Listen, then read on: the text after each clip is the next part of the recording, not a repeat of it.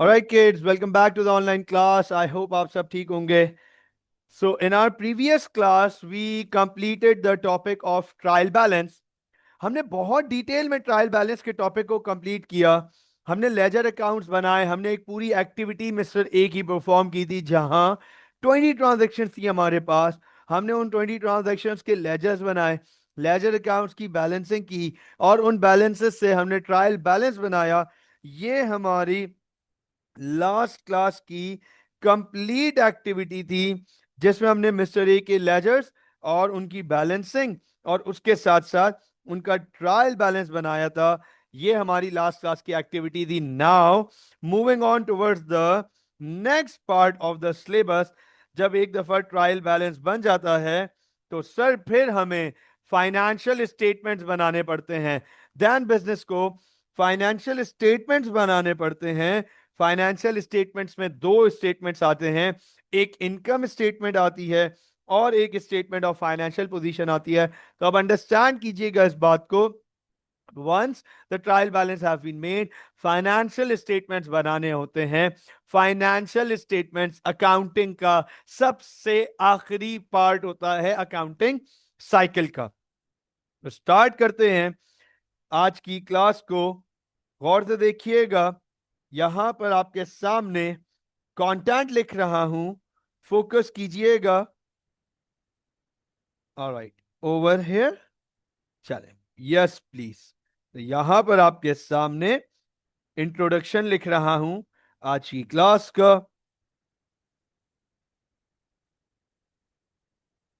Once the trial balance has been prepared, the next step, the next step is to prepare financial statements. Financial statements. तो अब आप देखें, एक दफा जब बिजनेस अपनी ट्रायल बैलेंस बना लेता है, once the trial balance has been made, एक दफा जब बिजनेस ने ट्रायल बैलेंस, स्क्रीन थोड़ी अजीब सी आ रही है. Okay, wait wait wait wait wait. All right, kids. Resuming back, once the trial balance has been prepared, the next step is to prepare financial statements. एक बात याद रखिएगा, एक दफा जब हमने ट्रायल बैलेंस बना लिया, ट्रायल बैलेंस सामने आ गया, ट्रायल बैलेंस बैलेंस हो गया.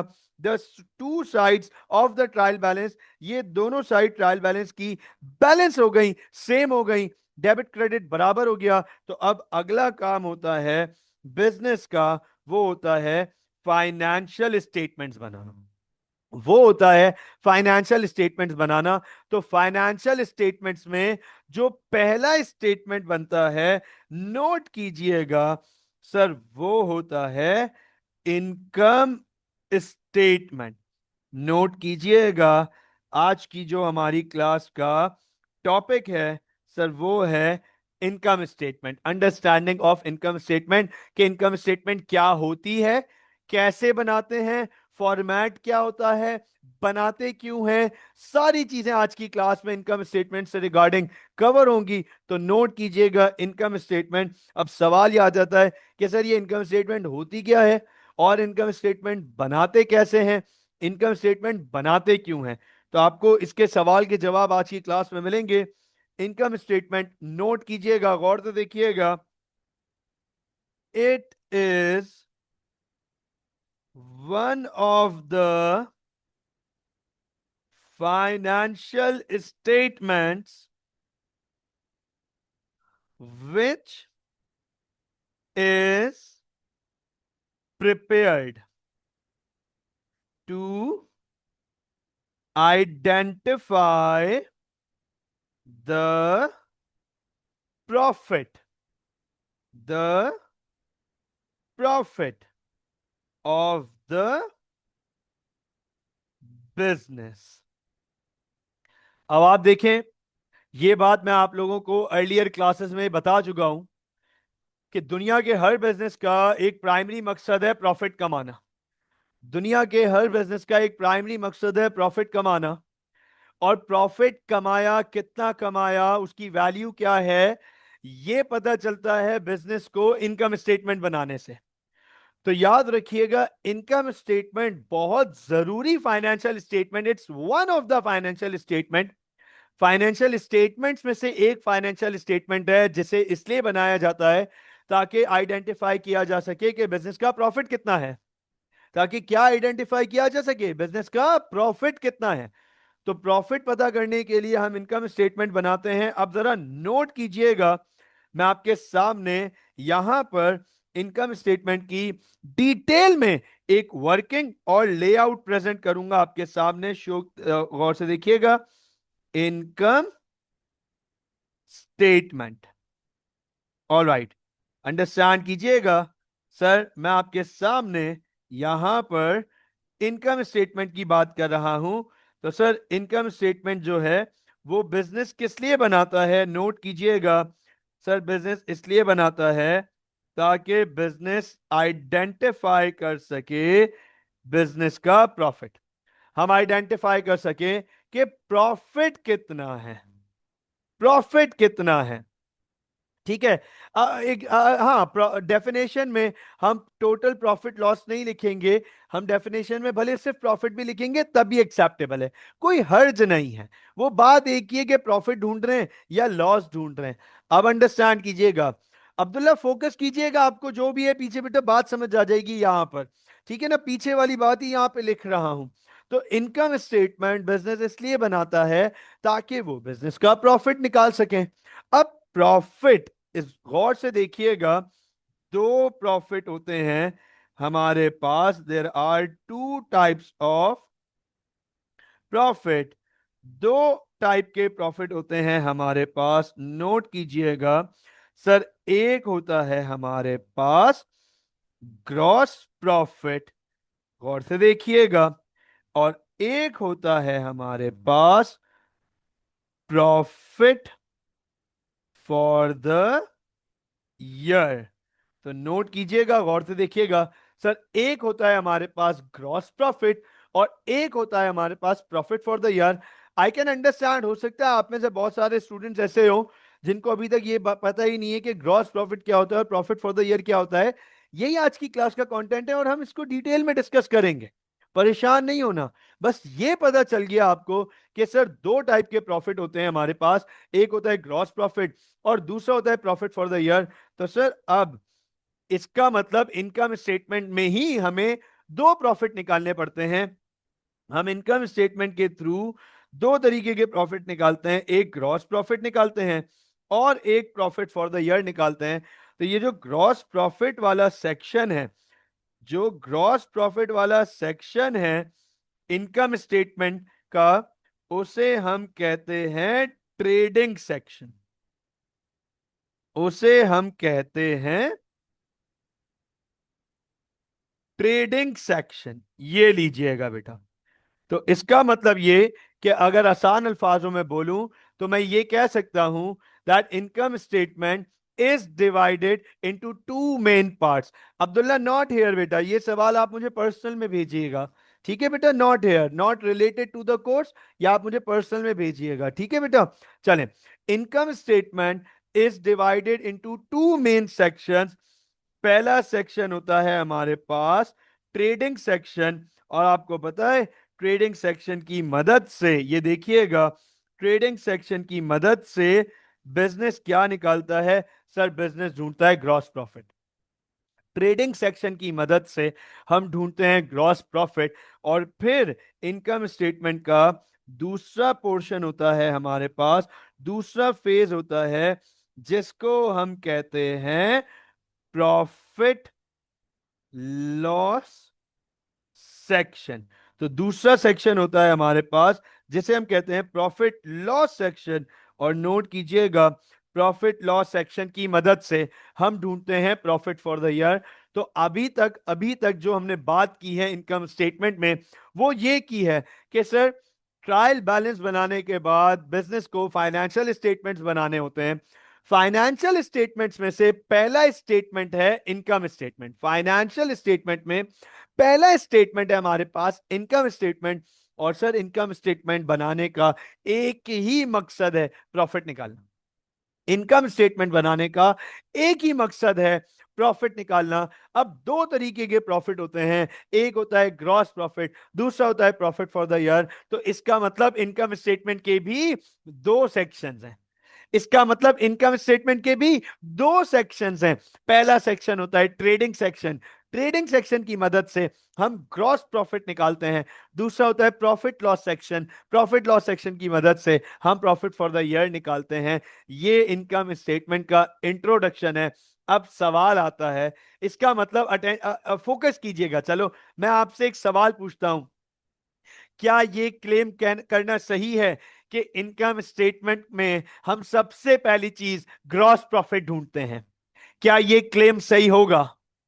Will this claim be right कि इनकम स्टेटमेंट में हम सबसे पहली चीज ग्रॉस प्रॉफिट ढूंढते हैं? Yes please, yes please guys. क्या ये कहना ठीक होगा कि सर इनकम स्टेटमेंट में हम इनकम स्टेटमेंट इसलिए बनाते हैं ताकि प्रॉफिट ढूंढें, और प्रॉफिट में पहला प्रॉफिट होता है ग्रॉस प्रॉफिट। मूसा, नेट प्रॉफिट को प्रॉफिट फॉर द ईयर कहते हैं, वो सेकंड होगा ना। पहली चीज ग्रॉस प्रॉफिट ढूंढेंगे, दूसरी चीज प्रॉफिट फॉर द ईयर ढूंढेंगे। तो अब इस बात को अंडरस्टैंड कीजिएगा। सवाल स्टूडेंट्स का आता है कि सर गौर से देखिएगा कि ये ग्रॉस प्रॉफिट क्या होता है। नोट कीजिएगा कि सर ये ग्रॉस प्रॉफिट क्या होता है और कैसे कैलकुलेट करते हैं। ये नोट कीजिएगा कि सर ये ग्रॉस प्रॉफिट क्या होता है और इसे कैसे कैलकुलेट करते हैं। तो फोकस कीजिएगा, ग्रॉस प्रॉफिट की बात कर रहे हैं हम, ग्रॉस प्रॉफिट की बात कर रहे हैं। अच्छा गाइस, मैंने चैट ओपन की हुई है, ग्रुप चैट, ठीक है ना। तो कोशिश कीजिएगा कि अगर कोई पर्सनल प्राइवेट मैसेज ना हो तो आप ग्रुप पे ही जो क्लास का आंसर है वो ग्रुप पे ही कर दें। पर्सनल अगर कोई प्राइवेट मैसेज है तो वो फिर आप प्राइवेट में कर सकते हैं, ठीक है बेटा। चलें, तो अंडरस्टैंड कीजिएगा, सबसे पहली चीज आ गई ग्रॉस प्रॉफिट। अब सवाल आता है स्टूडेंट्स का कि सर ये ग्रॉस प्रॉफिट क्या है, what is this gross profit? तो नोट कीजिएगा, also called, also called trading profit. It is the profit that a business has made on selling of goods। तो अब अंडरस्टैंड कीजिएगा, गुड्स बेचने पर बिजनेस को जो प्रॉफिट हो रहा है, सिर्फ गुड्स बेचने की बात हो रही है। गुड्स बेचने पर बिजनेस को जो प्रॉफिट हो रहा है उसे हम ग्रॉस प्रॉफिट कहते हैं। इसका एक और नाम है, इसे हम ट्रेडिंग प्रॉफिट भी कहते हैं। इसे हम ट्रेडिंग प्रॉफिट भी कहते हैं। अब ट्रेडिंग प्रॉफिट को एक्सप्लेन करता हूं, अंडरस्टैंड कीजिएगा, एग्जाम्पल के थ्रू अंडरस्टैंड कीजिएगा। ट्रेडिंग, ट्रेडिंग का मतलब गुड्स खरीदना और बेचना। ट्रेडिंग का मतलब गुड्स खरीदना और बेचना। गुड्स खरीदना मतलब परचेजेस, गुड्स बेचना मतलब सेल्स। तो ग्रॉस प्रॉफिट जो डिपेंड करता है गुड्स खरीदने और बेचने पे, कि खरीदा कितने का और बेचा कितने का। तो अंडरस्टैंड कीजिएगा, खरीदने और बेचने के बीच में जो प्रॉफिट हो रहा है हमें, उसे हम ग्रॉस प्रॉफिट कहते हैं। बिल्कुल आसान अल्फाजों में, अगर मैं एक स्टेशनरी बिजनेस चलाता हूं और ये कैलकुलेटर मैं 2,000 रुपए का खरीद रहा हूं और इसे 3,000 रुपए का बेच रहा हूं, तो जो 1,000 रुपए का प्रॉफिट हो रहा है उसे ग्रॉस प्रॉफिट कहते हैं।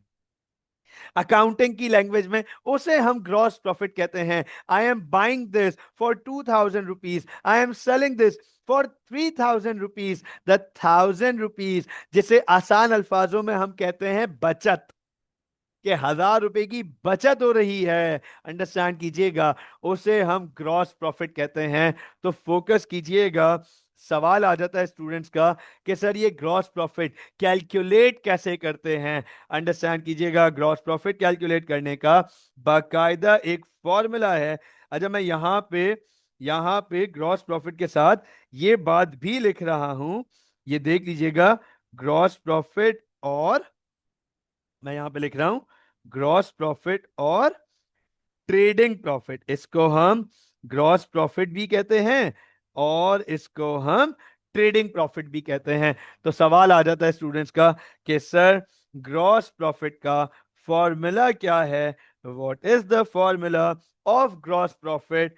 तो नोट कीजिएगा, ग्रॉस प्रॉफिट, इसको शॉर्ट फॉर्म में आप लोग सीख लोगे आगे जाके, इसको शॉर्ट फॉर्म में हम जीपी कहते हैं।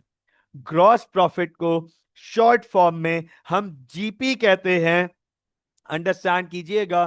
तो सर ग्रॉस प्रॉफिट का एक फॉर्मूला है, और वो फॉर्मूला क्या है, नोट कीजिएगा।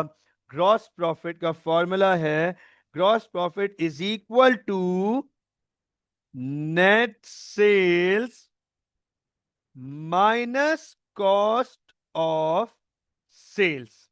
ये लीजिए गाइस, ये फॉर्मूला है हमारे पास, ग्रॉस प्रॉफिट ढूंढना है। अब अंडरस्टैंड कीजिएगा, इनकम स्टेटमेंट का प्राइमरी मकसद, प्राइमरी मोटिव है ग्रॉस प्रॉफिट निकालना, जीपी निकालना। और जीपी निकालने के लिए हमें दो चीजें चाहिए होती हैं।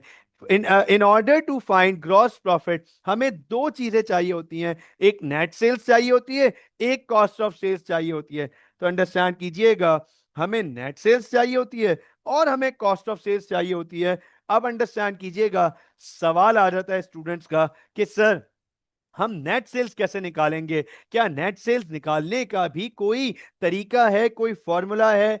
यस, नेट सेल्स निकालने का भी हमारे पास फॉर्मूला है। And what is that formula? Net sales ढूंढने का क्या फॉर्मूला है, गौर से देखिएगा। मैं यहां पे स्टारिक डाल के आपके सामने नेट सेल्स का फॉर्मूला लिख रहा हूं। Net sales, net sales, so net sales का फॉर्मूला है sales revenue minus sales return. तो अब आप देखें, सेल्स में से जब हम सेल्स रिटर्न माइनस करते हैं, उमर कासमानी बिल्कुल ठीक बेटा, जब सर हम सेल्स में से सेल्स रिटर्न माइनस करते हैं तो हमें नेट सेल्स मिलती है। अब मैं आप लोगों को बिल्कुल बेसिक्स का रिकैप कराऊं, बिल्कुल बेसिक्स का रिकैप। हमने सेल्स रिटर्न में ये बात लिखी हुई है ऑलरेडी, हमने सेल्स रिटर्न में ये बात ऑलरेडी लिखी हुई है कि sir sales return reduces the value of net sales. हमने ये बात लिखी हुई है, sales return reduces the value of net sales. बेटा अब्दुल्ला इतना आसान है, हमने गुड्स बेचे उसे क्या कहते हैं, हमने गुड्स बेचे उसे क्या कहते हैं, उसे सेल्स कहते हैं। वो गुड्स हमें वापस आ जाएं उसे क्या कहते हैं, उसे सेल्स रिटर्न कहते हैं। तो जब सेल्स में से सेल्स रिटर्न की वैल्यू को माइनस कर दो तो जो वैल्यू बच गई उसे कहते हैं नेट सेल्स। ये हमारी नेट सेल्स है। तो इससे पता भी चलता है कि अच्छा इतने रुपए के गुड्स बेचे थे और इतने रुपए के गुड्स वापस आ गए। तो बिजनेस को बहुत क्लियरली पता चलता है, अपनी एनालिसिस करना आसान हो जाता है बिजनेस के लिए। तो नेट सेल्स का फॉर्मूला है sales revenue minus sales return. अब आप नोट करना, चले मुझे जल्दी जल्दी जवाब दीजिएगा। I want every one of you to be involve right now, ताकि मजा आए, पता चले भाई क्लास हो रही है, एक्टिव है। ये बताओ, इनकम स्टेटमेंट में सबसे पहली चीज प्राइमरी क्या ढूंढ रहे हैं? यस प्लीज गाइस, प्राइमरी अराव प्रॉफिट तो दो तरीके हैं कि प्रॉफिट में भी क्या ढूंढ रहे हैं हम, गाइस प्रॉफिट में भी क्या ढूंढ रहे हैं हम, इनकम स्टेटमेंट में सबसे पहले ग्रॉस प्रॉफिट ढूंढ रहे हैं। Exactly exactly. हम सबसे पहले ग्रॉस प्रॉफिट ढूंढ रहे हैं। अच्छा बताओ, ग्रॉस प्रॉफिट के लिए सबसे पहली चीज क्या चाहिए? ग्रॉस प्रॉफिट के लिए हमें सबसे पहली चीज क्या चाहिए? Net sales. Very good, very good. हमें ग्रॉस प्रॉफिट के लिए सबसे पहली चीज चाहिए नेट सेल्स। अंडरस्टैंड कीजिएगा, तो नेट सेल्स के लिए अब्दुल्ला, नेट सेल्स निकालने के लिए फॉर्मूला है sales revenue minus sales return. तो इसका मतलब अब मैं आपके सामने यहां पर गौर से देखिएगा गाइस, इनकम स्टेटमेंट का एक रफ स्केच बनाना स्टार्ट करता हूं। By the end of the class ये पूरा फॉर्मेट रेडी हो जाएगा। By the end of the class ये पूरा फॉर्मेट आपके सामने रेडी हो जाएगा। नोट कीजिएगा, मैं आपके सामने यहां पर इनकम स्टेटमेंट का एक रफ फॉर्मेट बनाना स्टार्ट कर रहा हूं। आहिस्ता आहिस्ता साइमल्टेनियसली जैसे जैसे हम वो इंफॉर्मेशन पढ़ते जाएंगे ऊपर, ये वाली इंफॉर्मेशन, वैसे वैसे हम इनकम स्टेटमेंट का फॉर्मेट भी रेडी करते हुए चले जाएंगे। ठीक हो गया? तो इसका मतलब ये नोट कीजिएगा कि सर इनकम स्टेटमेंट में हम सबसे पहले ग्रॉस प्रॉफिट ढूंढते हैं। इनकम स्टेटमेंट में हम सबसे पहले ग्रॉस प्रॉफिट ढूंढते हैं, और ग्रॉस प्रॉफिट के लिए हमें सबसे पहले नेट सेल्स चाहिए होती हैं। तो सर नेट सेल्स निकालने के लिए हमें चाहिए होता है सेल्स रेवेन्यू, ये देखें, लेस सेल्स रेवेन्यू में से माइनस करते हैं sales returns. Is this right? Is this right?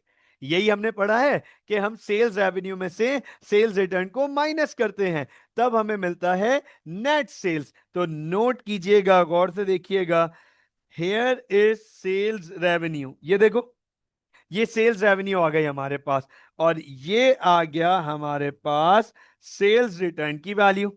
तो हमने सेल्स रेवेन्यू में से सेल्स रिटर्न माइनस कर दिया, तो इन दोनों में से ये देखो, इसको माइनस करके जो नेट वैल्यू हमें मिलेगी वो कहलाएगी नेट सेल्स।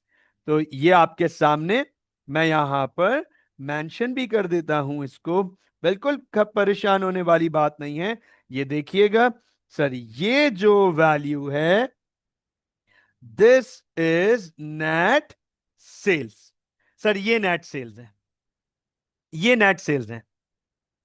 अच्छा नहीं, ओके ओके, मूसा पूछ रहे हैं कि सर क्या इसमें डेबिट और क्रेडिट वाला सीन नहीं है? आ, अभी के लिए मैं आपको एक समरी दे देता हूं। अभी के लिए मैं आपको एक समरी दे देता हूं। टेक्निकली टेक्निकली इनकम स्टेटमेंट भी एक अकाउंट ही है, टी अकाउंट ही होता है। इनकम स्टेटमेंट भी टेक्निकली एक टी अकाउंट होता है।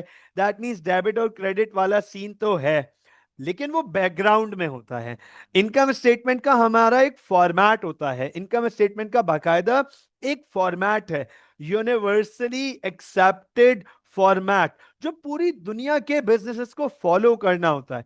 क्यों फॉलो करना होता है? क्योंकि इनकम स्टेटमेंट दुनिया भर की बिजनेस पब्लिश करती हैं, पब्लिश करती हैं, इसे इसे शो करती हैं। जैसे अगर मिसाल के तौर पे अंडरस्टैंड कीजिएगा, अगर मुझे किसी इन्वेस्टर के पास जाना है, किसी बैंक के पास जाना है, कोई अपने बिजनेस के लिए फाइनेंस इकट्ठा करने जाना है, तो इस बात को अंडरस्टैंड कीजिएगा, मुझे अपनी इनकम स्टेटमेंट शो करनी पड़ेगी, अपने बिजनेस की परफॉर्मेंस दिखानी पड़ेगी। तो इनकम स्टेटमेंट इसलिए टी अकाउंट फॉर्म में नहीं बनता, इनकम स्टेटमेंट इसलिए टी अकाउंट फॉर्म में नहीं बनता, लेकिन इनकम स्टेटमेंट का बैकग्राउंड टी अकाउंट ही होता है।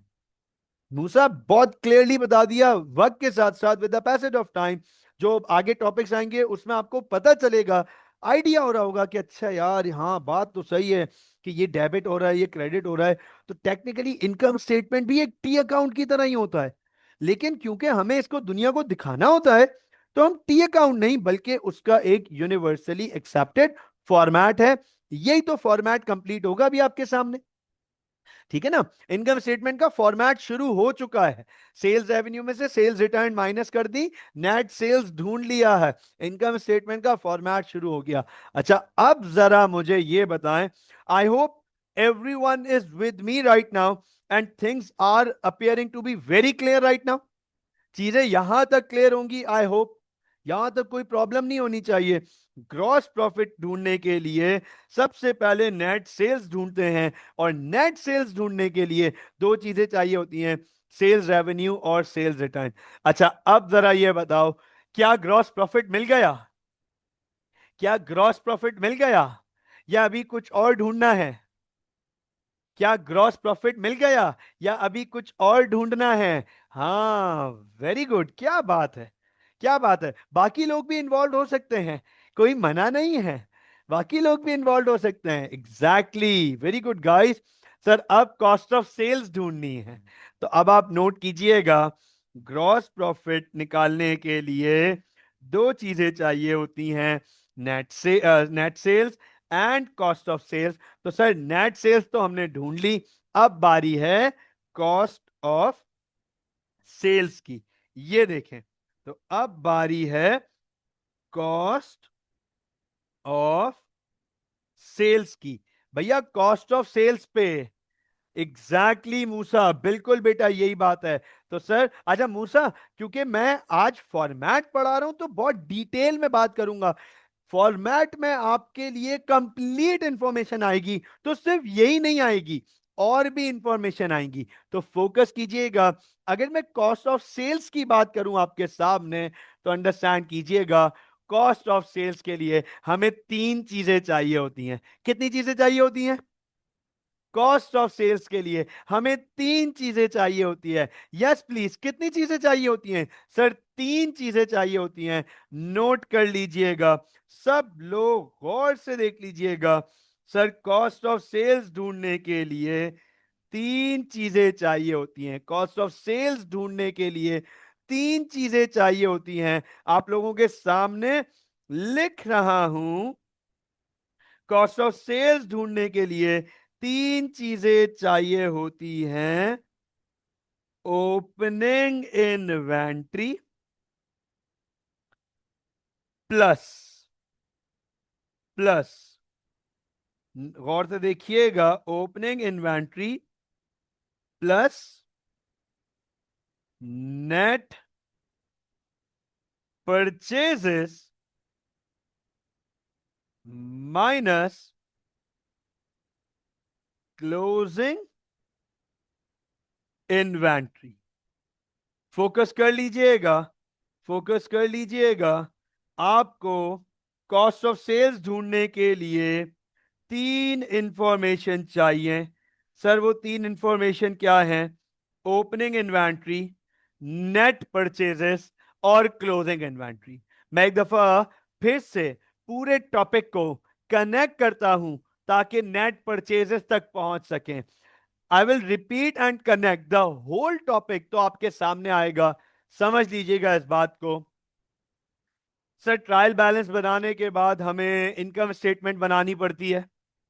इनकम स्टेटमेंट बनाने का एक ही मकसद है, प्रॉफिट ढूंढना।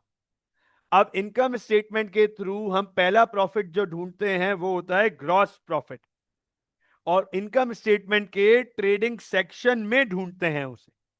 इनकम स्टेटमेंट के ट्रेडिंग सेक्शन के थ्रू हम ग्रॉस प्रॉफिट ढूंढते हैं।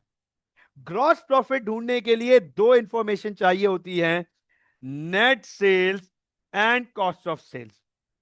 ग्रॉस प्रॉफिट ढूंढने के लिए दो इंफॉर्मेशन चाहिए होती हैं, net sales and cost of sales.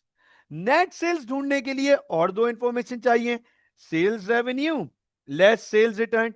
तो इसका मतलब है हमें इनकम स्टेटमेंट में सबसे पहले सेल्स रेवेन्यू चाहिए होता है और फिर सेल्स रिटर्न चाहिए होता है, जिसकी मदद से हम नेट सेल्स निकालते हैं। क्या निकालते हैं? Net sales. अब वो नेट सेल्स यहां आ गया।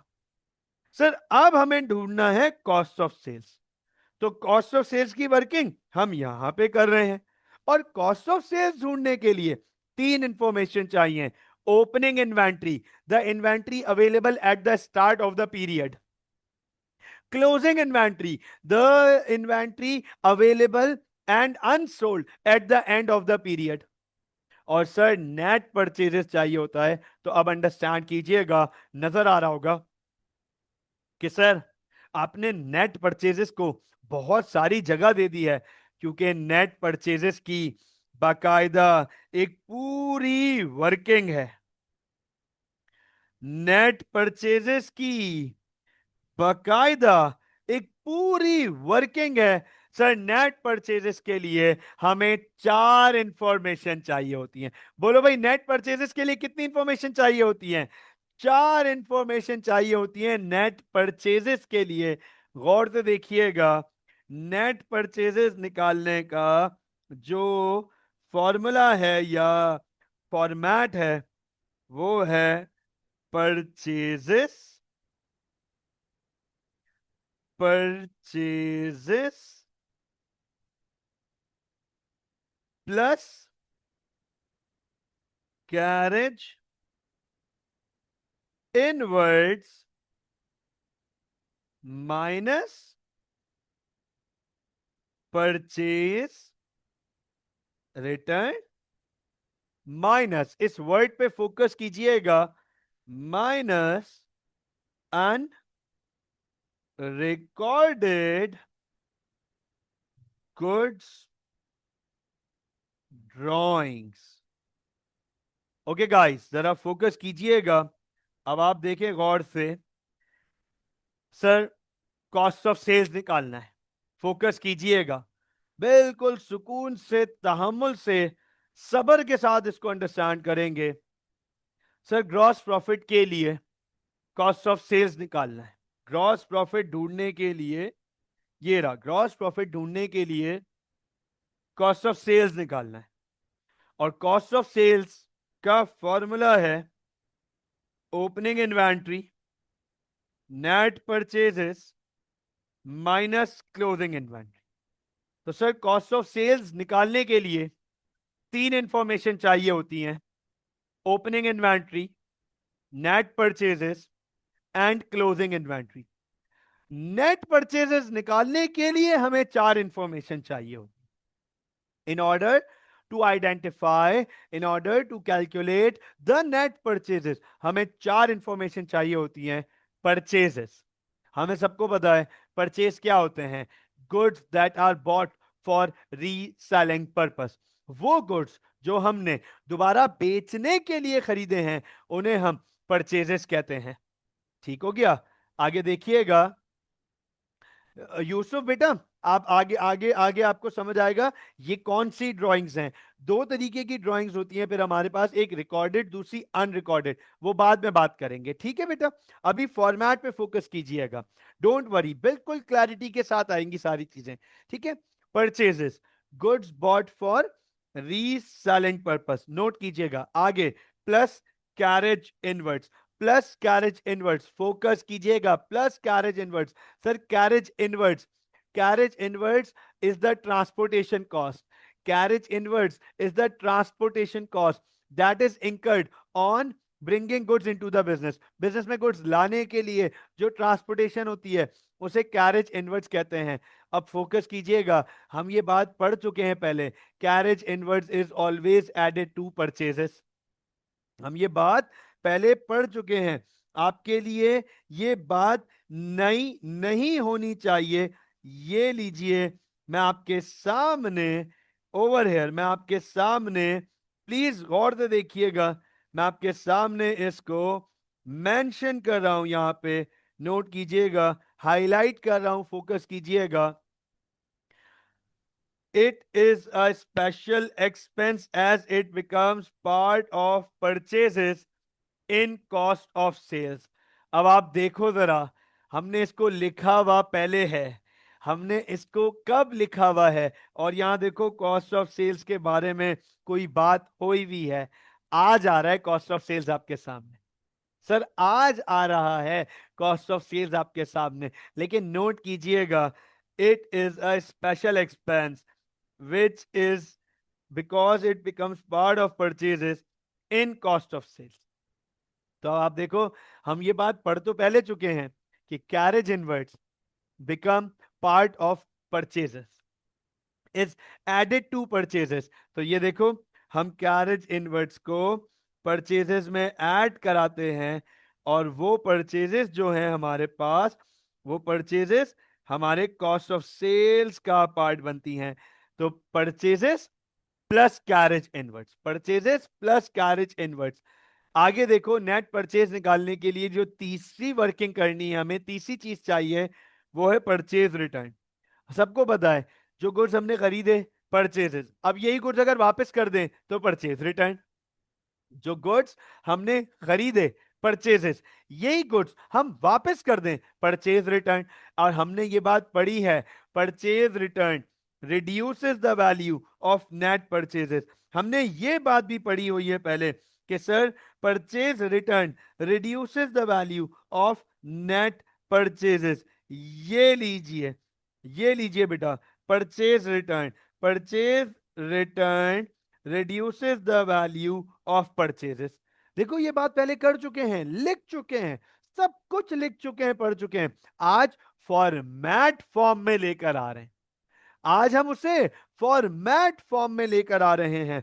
तो नोट कीजिएगा, गौर से देखिएगा, purchase return, purchase return purchases की, नेट परचेजेस की वैल्यू को कम कर देता है। तभी तो माइनस कर रहे हैं, तभी तो हम माइनस कर रहे हैं। अब ये नोट कीजिएगा, ये क्या लिखा हुआ है, अनरिकॉर्डेड गुड्स ड्राइंग्स। फोकस कीजिएगा मेरी बात पे, फोकस कीजिएगा मेरी बात पे। अनरिकॉर्डेड से आप लोगों को क्या समझ आ रहा है? Yes please. अनरिकॉर्डेड से आप लोगों को क्या समझ आ रहा है? अनरिकॉर्डेड क्या समझ आ रहा है? क्या लग रहा है? ये क्या है अनरिकॉर्डेड? क्या लग रहा है? यस सर, जिनकी बुक कीपिंग नहीं हुई है अभी तक, very good, not entered in the books. Musa, जिसको रिकॉर्ड नहीं करेंगे, नहीं नहीं नहीं, इसको रिकॉर्ड करेंगे, ये रिकॉर्ड नहीं हुए वे। Abdullah, it would be not recorded, मतलब इसको रिकॉर्ड करना है, ये रिकॉर्ड नहीं हुआ हुआ, ये अभी तक हमारी बुक्स में रिकॉर्ड नहीं हुआ हुआ, करना बाकी है। अनरिकॉर्डेड, अनरिकॉर्डेड, ठीक है। अब समझना है क्या अनरिकॉर्डेड ड्राइंग्स? किस चीज की ड्राइंग्स? गुड्स की ड्राइंग्स। दोबारा सुन लो मेरी बात, किस चीज की ड्राइंग्स? सर गुड्स की ड्राइंग्स। कैश, यहां, यहां क्या, ये देखो, क्या यहां सिर्फ अनरिकॉर्डेड ड्राइंग्स लिखा हुआ है, या ड्राइंग्स की डिस्क्रिप्शन भी है कि किस चीज की ड्राइंग्स है? सिर्फ सिर्फ अनरिकॉर्डेड ड्राइंग्स तो नहीं लिखा हुआ ना बच्चों? सिर्फ अनरिकॉर्डेड ड्राइंग्स तो नहीं लिखा हुआ ना? अनरिकॉर्डेड गुड्स ड्राइंग्स पूरा पूरा लिखा हुआ है। अनरिकॉर्डेड गुड्स ड्राइंग्स, ये पूरा पूरा लिखा हुआ है। तो सुन लेना, ड्राइंग्स तो कैश में भी होती हैं, हमने पढ़ा है सर, ड्राइंग्स तो कैश में भी होती हैं, और ड्राइंग्स तो नॉन करंट एसेट में भी हो सकती हैं। लेकिन ये क्या है सर? ये गुड्स की ड्राइंग्स है। ये क्या है? ये गुड्स की ड्राइंग्स हैं। आसान अल्फाजों में अब समझा देता हूं। एग्जैक्टली गुड्स जिनका रीसेलिंग पर्पस था, लेकिन ओनर बिजनेस से ले गया, लेकिन उसकी रिकॉर्डिंग नहीं हुई है, इशाल उसे कहते हैं अनरिकॉर्डेड गुड्स ड्राइंग्स। ये हुई पूरी बात। कि जैसे मिसाल के तौर पे, फॉर एग्जाम्पल, मैं स्टेशनरी का बिजनेस करता हूं, और मैं एक कैलकुलेटर घर पे ले गया, मैं एक कैलकुलेटर घर पे ले गया। तो सर स्टेशनरी का बिजनेस करता हूं, कैलकुलेटर रीसेलिंग पर्पस के लिए खरीदा था, लेकिन अब उसे घर पे ले गया, घर तो ले गया, ड्राइंग्स कहलाएंगी, और कौन सी ड्राइंग्स कहलाएंगी? गुड्स ड्राइंग्स कहलाएंगी। लेकिन बुक्स में ये कहीं रिकॉर्ड ही नहीं हुई भी, बुक्स में हमने इसे कहीं रिकॉर्ड नहीं हुआ हुआ। तो ऐसी गुड्स ड्राइंग्स जो बुक्स में रिकॉर्ड ना हो, उन्हें फिर हम यहां पर माइनस करते हैं, नेट परचेजेस में से माइनस करते हैं, तब जाकर हमें नेट परचेजेस की वैल्यू मिलती है। तो अब नोट कीजिएगा, क्या मैं, अच्छा ये बताओ, क्या मैं ये क्लेम कर सकता हूं, गौर से देखिएगा, क्या मैं ये क्लेम कर सकता हूं? आपके सामने स्क्रीन मौजूद है, सबके सामने स्क्रीन मौजूद है, मैं क्लेम पूछ रहा हूं, can I claim this thing? Cost of sales का पूरा फॉर्मूला है opening inventory plus purchases plus carriage inwards minus purchase return minus unrecorded goods drawings minus closing inventory. Yes please, yes please. क्या मैं ये claim कर सकता हूं? मैं दोबारा पूछ रहा हूं, can I claim this cost of sales? Can I claim this cost of sales का पूरा formula opening inventory plus purchases plus carriage inwards minus purchase return minus unrecorded goods drawings minus closing inventory. Can I claim this? देखो, देखो आहिस्ता आहिस्ता ये बात समझ आ रही है। ये बात आहिस्ता आहिस्ता समझ आ रही है कि हाँ सर, ये फॉर्मूला बिल्कुल बनता है। और जेन्युइनली अब समझ लो, फॉर्मेट में भी यही लिखने जा रहे हैं। तो अब आप मुझे एक बात बताओ, बताओ क्या हमने फॉर्मेट में नेट सेल्स निकाल ली है? जल्दी जल्दी आना। Yes please. क्या हमने फॉर्मेट में नेट सेल्स निकाल ली हैं? राइट, नेट सेल्स निकाल ली हैं। अब अब बताओ, नेट सेल्स में से क्या माइनस करना है? नेट सेल्स में से क्या माइनस करना है? What do you guys suggest, क्या माइनस करना है जिससे ग्रॉस प्रॉफिट मिलेगा?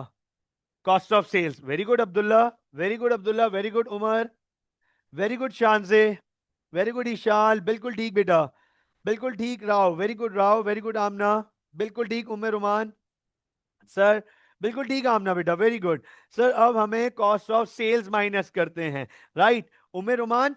Cost of good sold, COGS, ये पुराना नाम है बेटा।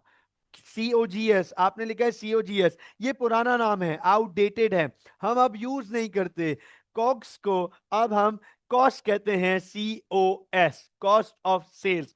तो नोट कीजिएगा सर, अब हमें नेट सेल्स में से, गौर से देखिएगा, नेट सेल्स में से हमें कॉस्ट ऑफ सेल्स माइनस करनी है। हमने यहां पर नेट सेल्स ढूंढ ली है। अब नेट सेल्स में से अगर हम यहां पे कॉस्ट ऑफ सेल्स की वैल्यू माइनस कर दें तो हमें जीपी मिल जाएगा, ग्रॉस प्रॉफिट। अब कॉस्ट की वर्किंग करनी है, कॉस्ट ऑफ सेल्स की वर्किंग करनी है, तो कॉस्ट ऑफ सेल्स का फॉर्मेट देख लीजिएगा। क्या फॉर्मेट है? आपके सामने लिखने जा रहा हूं, प्लीज फोकस कीजिएगा। Opening inventory add purchases, add carriage inwards, less purchase return, less unrecorded goods drawings, less closing inventory। ये देखें, ये देखें जरा, ये वर्किंग है, ये वर्किंग है हमारी। ओपनिंग इन्वेंट्री में हम परचेजेस को ऐड करते हैं, कैरेज इनवर्ट्स को ऐड करते हैं, परचेज रिटर्न को लेस करते हैं, अनरिकॉर्डेड गुड्स ड्रॉइंग्स को लेस करते हैं, क्लोजिंग इन्वेंट्री को लेस करते हैं, तो कॉस्ट ऑफ सेल्स मिल जाती है हमें। तो कॉस्ट ऑफ सेल्स मिलती है हमें। तो नोट कीजिएगा, ओपनिंग इन्वेंट्री की वैल्यू ये रही, परचेजेस की वैल्यू ये रही, कैरेज इनवर्ट्स की वैल्यू ये रही। अब परचे, अच्छा एक चीज आप लोगों को फॉर्मेट में दिखा दूं, प्लीज फोकस कर लीजिएगा। जो भी ये फॉर्मेट का पार्ट है, ये मैं खुद से नहीं बना रहा यहां बैठ के, अकाउंटेंट से बनाए हुए ये फॉर्मेट्स, ये फॉर्मेट्स अकाउंटेंट की तरफ से हैं। मैं आपको प्रेजेंट कर रहा हूं, आपको सिखा रहा हूं। जो भी चीज लेस होगी वो ब्रैकेट में होगी, जो भी चीज लेस होगी, लेस तो वो ब्रैकेट में शो करनी पड़ेगी। Bracket means minus, bracket means minus. तो ये देख लीजिएगा आपके सामने, आपके सामने ब्रैकेट में ये लिख रहा हूं, ये देखो, purchase return, unrecorded goods drawings, closing inventory. तो अब आप देखें सर, जो चीज माइनस हो रही है उन्हें मैं ब्रैकेट में मेंशन कर रहा हूं। अब आप मुझे बताओ, क्या ये कॉस्ट ऑफ सेल्स का फॉर्मूला हो गया? जल्दी से देख के बताएं। opening inventory, add purchases, add carriage inwards, less purchase return, less unrecorded goods drawings, less closing inventory. बताएं guys, क्या ये कॉस्ट ऑफ सेल्स का फॉर्मूला हो गया? सर टोटल एंड माइनस का answer, sorry total and minus का answer बार बार में बरा बार बार में लिखते हैं। हाँ बार बार में। चलो अब्दुल्ला बाद में बताइएगा बेटा। ओके तो अब आप मुझे बताओ guys, guys, is this is this the working of cost of sales? हाँ साइड में, हाँ साइड में। अब्दुल्ला इस पे बाद में, इसमें ना बहुत डिटेल में जब मैं आपको इनकम स्टेटमेंट कराऊंगा ना, जब मैं आपसे इनकम स्टेटमेंट्स कराऊंगा, ट्रायल बैलेंस करेंगे, आपको पता है पूरे पूरे सिलेबस में तकरीबन 120 के करीब इनकम स्टेटमेंट बनाएंगे हम। सिर्फ सोल ट्रेडर और पार्टनरशिप्स की बता रहा हूं, पूरे सिलेबस में, हमारे पूरे पार्ट में। ठीक है ना, इनकम स्टेटमेंट और statement of financial position 120 IAS के सवाल होंगे हमारे पास। तो आखिरी तक है ना, ऐसा हाथ ऐसा रवा हुआ होगा, आंख बंद कर नींद में भी चल रहा होगा, सेल्स लेस सेल्स रिटर्न। इतनी प्रैक्टिस कर लेंगे, डोंट वरी अबाउट दैट। ठीक है, चलें तो आगे चलते हैं। जानी वाले भी आएंगे क्वेश्चन, हाँ अभी तो जानी वाले क्वेश्चन आएंगे मजेदार। राइट, चलो भाई तो फोकस कीजिएगा। सर ये कॉस्ट ऑफ सेल्स हो गई, अब अंडरस्टैंड कीजिएगा। तो इसका मतलब मैं इसकी वर्किंग करके यहां पे कॉस्ट ऑफ सेल्स लिखूंगा। ये देखो, ये ब्रैकेट में जो माइनस कर रहा हूं, ये जो ब्रैकेट में वैल्यू है, प्लीज फोकस कीजिएगा, ये हमने ढूंढी कॉस्ट ऑफ सेल्स। तो अब बताओ, क्या हमने कॉस्ट ऑफ सेल्स की वर्किंग कर ली? क्या हमने, बताएं जरा, क्या हमने नेट सेल्स और कॉस्ट ऑफ सेल्स की वर्किंग कर ली? Yes please, yes please. क्या हमने नेट सेल्स और कॉस्ट ऑफ सेल्स की वर्किंग कर ली है ना? अब बताओ इसके डिफरेंस से क्या मिलेगा? सर ग्रॉस प्रॉफिट मिलेगा। इसके डिफरेंस से हमें मिलेगा ग्रॉस प्रॉफिट। तो प्लीज फोकस कीजिएगा, गौर से देखिएगा। सर ये वर्किंग आ गई, ये जो वैल्यू है ग्रॉस प्रॉफिट।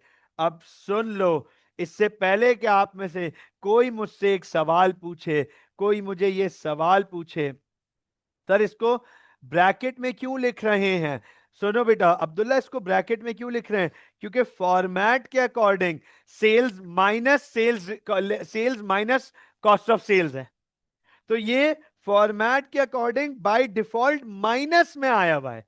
हालांकि आप पूछ सही रहे हो कि सर यहां से तो वैल्यू पॉजिटिव आई होगी, यहां से तो वैल्यू हमारी पॉजिटिव आई होगी, लेकिन फॉर्मूले के अकॉर्डिंग ये माइनस होना है, तो माइनस होगा, ब्रैकेट में लिखेंगे। ठीक है बेटा, is this clear now?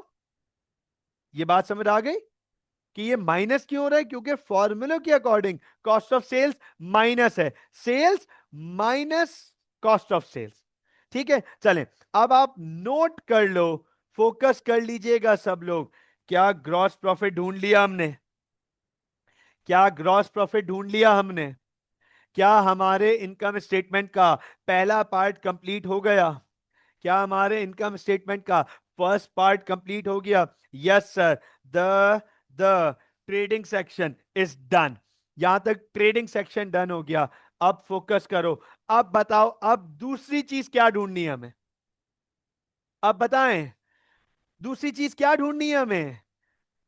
Musa, net profit पुराना टर्म है, नया टर्म है प्रॉफिट फॉर द ईयर। पहले अकाउंटिंग में हम कहते थे नेट प्रॉफिट, ओके उमर बेटा, पहले अकाउंटिंग में कहते थे हम, पुरानी अकाउंटिंग में कहते थे नेट प्रॉफिट, पुराने टर्म्स में नेट प्रॉफिट कहते थे, नए टर्म्स में हम कहेंगे प्रॉफिट फॉर द ईयर। अगर लॉस है तो लॉस फॉर द ईयर।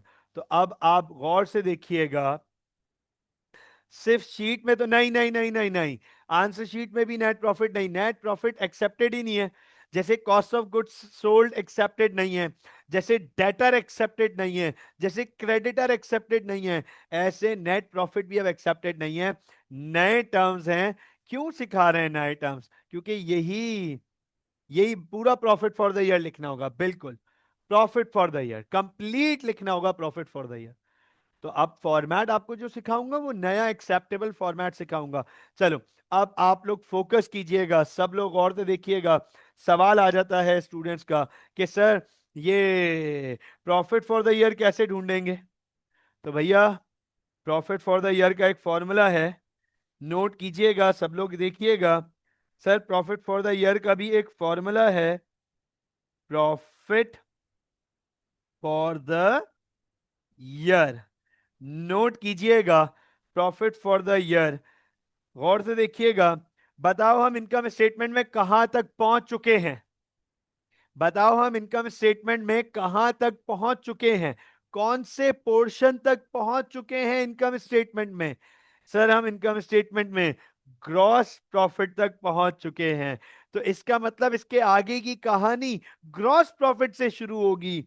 तो प्रॉफिट फॉर द ईयर का फॉर्मूला है gross profit plus other income minus expenses. ये लीजिए बेटा, ये लीजिए, ये फॉर्मेट है प्रॉफिट फॉर द ईयर निकालने का। ये फॉर्मूला है gross profit plus other income minus expenses. हम ग्रॉस प्रॉफिट में अदर इनकम ऐड करेंगे, हम ग्रॉस प्रॉफिट में अदर इनकम ऐड करेंगे और एक्सपेंसेस माइनस करेंगे। अब आप मुझे ये बताएं कि अगर मैं गुड्स बेचता हूं, अगर मेरा लेट सपोज स्टेशनरी का बिजनेस है, तो एक तो मैं स्टेशनरी बेचकर इनकम अर्न कर रहा हूंगा। क्या मेरे बिजनेस में और भी इनकम हो सकती है मेरी? हाँ जी। एक तो मैं स्टेशनरी बेच के इनकम अर्न कर रहा हूं, अगर मेरा मार्ट है तो मैं गुड्स बेच के इनकम अर्न कर रहा हूं। क्या इसके अलावा और इनकम हो सकती है बच्चों? यस सर, हमने और इनकम पढ़ी है। ईमान कह रही है यस। ईमान एग्जाम्पल भी दे दें, आमना एग्जाम्पल भी दे दें। क्या बात है यूसुफ, डायरेक्ट एग्जाम्पल पर आ गया यूसुफ। क्या बात है, बेहतरीन हो गया ईमान, बेहतरीन हो गया ईशाल राव, बिल्कुल ठीक है बेटा। आमना बिल्कुल ठीक। तो अब आप नोट करें, यूसुफ बिल्कुल ठीक बेटा। सर हमने ये अदर इनकम पढ़ी हैं, हमने ये अदर इनकम पढ़ी है, नोट कीजिएगा, गौर से देखिएगा। ग्रॉस प्रॉफिट में ऐड करेंगे अदर इनकम, ये फॉर्मेट का पार्ट है। ऐड करेंगे अदर इनकम, ये फॉर्मेट का पार्ट है। ग्रॉस प्रॉफिट में ऐड करेंगे अदर इनकम। तो सर अदर इनकम में हमारे पास मिसाल के तौर पे दो बड़ी इनकम आ जाती हैं, एक रेंट इनकम और एक डिस्काउंट रिसीव। अभी फिलहाल हम इन दो इनकम को अंडरस्टैंड करेंगे। अभी फिलहाल हम इन दो, मूसा इसके बाद करेंगे ना, इसके बाद फॉर्मेट में पहले अदर इनकम तो आने दो। ये रहा ना एक्सपेंसेस माइनस, यहां पे करेंगे ना बेटा। तो पहले अदर इनकम ऐड करेंगे, फिर एक्सपेंसेस माइनस करेंगे, पहले अदर इनकम ऐड करेंगे, फिर एक्सपेंसेस माइनस करेंगे। ठीक है बेटा? चलें, तो अब आप नोट करो। सर एक आ गई हमारे पास रेंट इनकम और अब आ गया हमारे पास डिस्काउंट रिसीव। तो ये हमने जब बाकी अदर इनकम, अच्छा ये देख लो, this is the total of other income. ये मैं इधर लिख भी देता हूं, मैं इधर लिख भी देता हूं, हाईलाइट कर देता हूं। ये लीजिएगा, this is the total of other income. तो अब हमारी अदर इनकम का टोटल आ गया और उसे ग्रॉस प्रॉफिट में ऐड करना होता है। ये रहा ग्रॉस प्रॉफिट, इसे हम ऐड करेंगे प्लस। ठीक है, सब लोग सुन लीजिएगा। I know there are students who are very new to the accounts, वो पहली दफा अकाउंटिंग पढ़ रहे हैं, उनको बिल्कुल आइडिया नहीं है अकाउंटिंग का। तो सुन लीजिएगा, इसका कोई नाम नहीं लिखते हम, इसका कोई नाम नहीं लिखते हम इस वैल्यू के अगेंस्ट। अब तक हमने सारी वैल्यूज के अगेंस्ट सामने नाम लिखे हैं। ये वाहिद वैल्यू है जीपी के बाद अदर इनकम ऐड करने के बाद जो वैल्यू आती है उसका नाम फॉर्मेट में नहीं है, हम नहीं लिखते। So I hope that this is very clear. यहां तक बिल्कुल क्लैरिटी होगी। अब बताओ क्या रह गया? अदर इनकम ऐड कर दिया, अब क्या रह गया बताओ जरा, क्या रह गया अब हमारे सिलेबस इसमें इनकम स्टेटमेंट में? What is left now? क्या रह गया हमारे अब इनकम स्टेटमेंट में? एक्सपेंसेस सब्ट्रैक्ट करना। Very good sir, expenses minus करना रह गया है। Absolutely right. तो फोकस कीजिएगा बच्चों, प्लीज फोकस कर लीजिएगा। चलो कुछ एक्सपेंसेस के नाम तो दे दो जरा, जरा कुछ एक्सपेंसेस के नाम दे दें यार। ये यूसुफ पहले से लिख के बैठा हुआ था, लिख के बैठा हुआ था, बस एंटर कर दे, सर पूछेंगे मैं एंटर कर दूंगा। क्या बात है यार, यार वेरी गुड यार, amazing. Let me put a heart react, एक मिनट। हार्ट रिएक्ट डाल दिया मैंने यूसुफ। चले, salaries, utility bills, doubt, bad debts, doubtful dates, सही है, इरिकवरेबल डेट्स होते हैं बैड डेट्स, ठीक है। Salaries, rent, discount allowed, maintenance, क्या बात है, क्या बात है। मोटर व्हीकल एक्सपेंस, बिल्कुल ठीक है, बिल्कुल ठीक। Wages, salaries, rent, security, insurance, maintenance, carriage outwards, discount allowed, है ना? ये ये सब हमारे एक्सपेंसेस हैं। सुन लो, मैं दो तीन एक्सपेंस लिखूंगा फिलहाल, क्योंकि फॉर्मेट पढ़ाना है, कोई रेस नहीं लगानी, कोई लिस्टें नहीं बनानी बैठ के। दो तीन एक्सपेंस लिखूंगा ताकि फॉर्मेट समझ आ जाए आपको। नोट कीजिएगा सर, यहां पे लिखूंगा लेस एक्सपेंसेस, ये देखो, लेस एक्सपेंसेस। तो बहुत सारे एक्सपेंसेस में दो एक्सपेंस लिख देता हूं, दो एक्सपेंसेस लिख देता हूं। फोकस कीजिएगा, रेंट एंड डिस्काउंट अलाउड। चलो रेंट, या एक काम करते हैं, कैरेज आउटवर्ड्स, कैरेज आउटवर्ड्स। सब लोग नोट कर लीजिएगा, ये रहा रेंट, ये रहा कैरेज आउटवर्ड्स। अब दोनों एक्सपेंसेस को टोटल करके यहां ब्रैकेट में लिखूंगा। अब्दुल्ला आपके सवाल पे फिर एक दफा बात करूंगा, अब्दुल्ला आपके सवाल पे फिर एक दफा बात करूंगा। सर, हमने यहां कॉस्ट ऑफ सेल्स को माइनस क्यों किया था?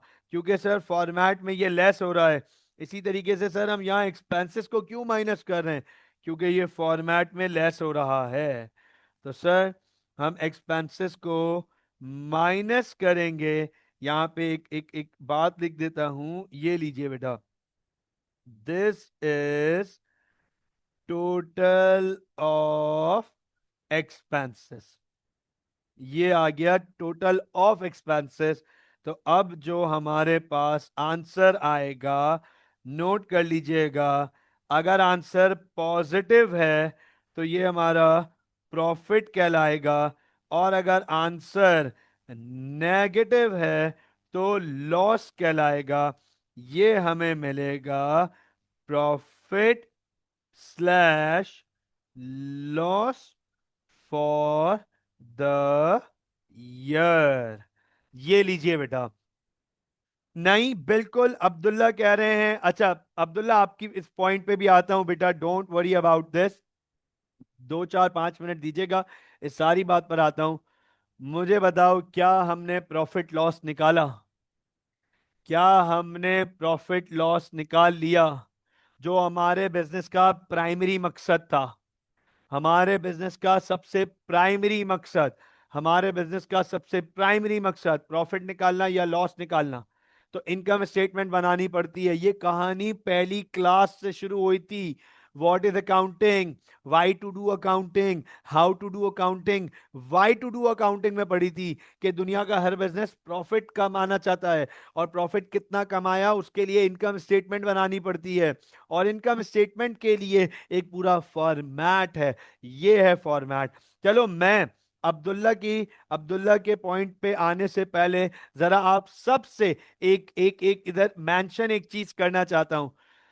क्या मैंने आप लोगों को क्लासेस के दौरान ये बात बताई थी कि एक्सपेंसेस की दो कैटेगरीज हैं, स्पेशल और नॉर्मल? बोलो भाई, जल्दी जल्दी, जल्दी जल्दी। क्या ये बात पढ़ाई थी कि एक्सपेंसेस की दो कैटेगरीज हैं? एक्सपेंसेस की दो कैटेगरीज हैं, स्पेशल और नॉर्मल, है ना? तो और ये भी बताया था, ये भी बताया था कि उस वक्त बताया था कि यार देखो, मैं आज नहीं बता रहा कि स्पेशल और नॉर्मल क्या होता है। आगे जब इनकम स्टेटमेंट में जाएंगे तो आप खुद देख के बोलोगे, अच्छा सर अब समझ आ रहा है कि ये स्पेशल इसलिए, ये नॉर्मल इसलिए। ये नोट करना, गौर से देखना। चाहे कॉस्ट ऑफ, सवाल देख लीजिएगा, पॉइंट पॉइंट नोट कर लीजिएगा। चाहे कॉस्ट ऑफ सेल्स हो या एक्सपेंसेस हो, ये दोनों हो क्या रहे हैं? बोलो भाई। चाहे कॉस्ट ऑफ सेल्स हो या एक्सपेंसेस हो, फॉर्मेट में दोनों क्या हो रहे हैं? सर फॉर्मेट में दोनों सब्ट्रैक्ट हो रहे हैं। फॉर्मेट में दोनों सब्ट्रैक्ट हो रहे हैं, अंडरस्टैंड करना। क्योंकि दोनों ही प्रॉफिट को कम कर रहे हैं, क्योंकि दोनों ही प्रॉफिट को कम कर रहे हैं। भाई अगर मेरी परचेजेस बढ़ती जाएंगी, मेरी परचेजेस बढ़ती जाएंगी, मेरी ट्रांसपोर्टेशन कॉस्ट बढ़ेगी, तो मेरा प्रॉफिट तो कम होगा ना, मेरा प्रॉफिट तो कम होगा। इसी तरीके से मेरा रेंट एक्सपेंस बढ़ गया, मेरा कैरेज आउटवर्ड्स बढ़ गया, मेरा डिस्काउंट अलाउड बढ़ गया, मेरी वेजेस बढ़ गई, तब भी प्रॉफिट कम होगा। अंडरस्टैंड करना, कॉस्ट ऑफ सेल्स भी प्रॉफिट को कम करती है, एक्सपेंसेस भी प्रॉफिट को कम करते हैं। बस फर्क क्या है? कॉस्ट ऑफ सेल्स ऊपर अलग से, अलग पोर्शन ट्रेडिंग सेक्शन में जाते हैं, और उसमें दो ही एक्सपेंस आते हैं, परचेजेस और कॉस्ट कैरेज इनवर्ड्स। देखो, परचेजेस एंड कैरेज इनवर्ड्स ये इसलिए स्पेशल हैं क्योंकि वाहिद ये दो हैं जो ऊपर अलग से कॉस्ट ऑफ सेल्स की कैटेगरी में लिखे जाते हैं। बाकी जितने एक्सपेंस हैं, आप बोलो rent, security, wages, insurance, carriage outwards, discount allowed, depreciation, irrecoverable debts, doubtful debts, जितने एक्सपेंस हैं वो सब नीचे ऑर्डिनरी कैटेगरी में आएंगे, एक्सपेंसेस की कैटेगरी में। So this is why we treat purchases and carriage inwards as special expense. अब बताएं मुझे, क्या ये क्लियर है? जी बच्चों, क्या ये क्लियर है?